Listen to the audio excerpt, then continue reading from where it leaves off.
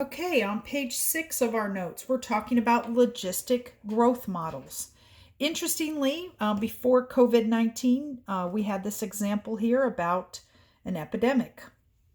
From population growth to the spread of an epidemic, nothing on earth can grow exponentially indefinitely. Growth is always limited. This is shown in figure 4.24 by the horizontal asymptote. So remember, during this pandemic, we've been talking about flattening the curve. This is what we're talking about. We're talking about a logistic growth model. We don't want the growth to be exponential. So this part of the curve, it shows an exponential type shape growth. But suddenly, as time goes forward, eventually you see that the curve has to be flattened out, because exponential growth is going to taper off. Nothing on earth can grow exponentially forever. So that's good to know. So we know that we're going to, at some point with this pandemic, have a flattening of the curve. And so this is the logistic growth model. And it's a function given by a constant c divided by 1 plus a e to the negative bt.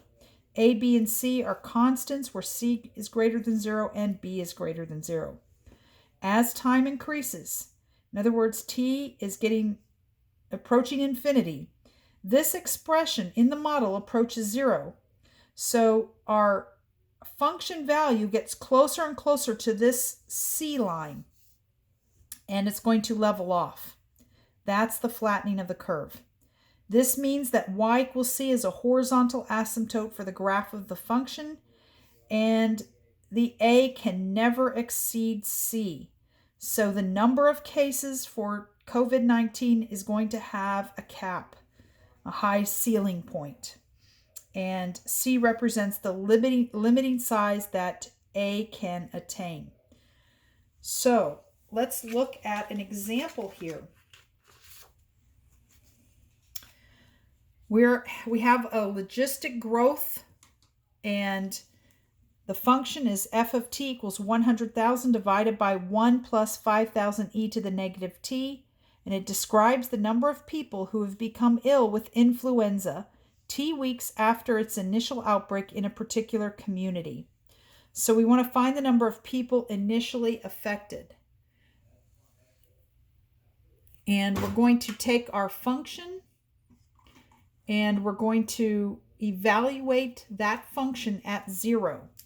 So our function f, now we're plugging in here into our original function, t equals 0, and we have 100,000 divided by 1 plus 5,000 e to the minus 0. And anything to the power of 0 is 1, so this becomes 100,000 in the numerator divided by the quantity 1 plus 5,000, or 100,000 divided by 5,001, and you're going to get about 20 people were initially infected. Now the question is, how many people were ill after 4 weeks? So this now t equals 4, so we're plugging 4 into the same function, and we get 100,000 divided by 1 plus 5,000 e to the minus 4. And when you plug that into your calculator, you're going to get 1,080 people. So that's after 4 weeks. And then we're asked, what is the limiting size of the population that becomes ill? This is our C value. And in this particular example, the C value is the numerator, which is 100,000. So we have y equals C, or y equals 100,000 for our example.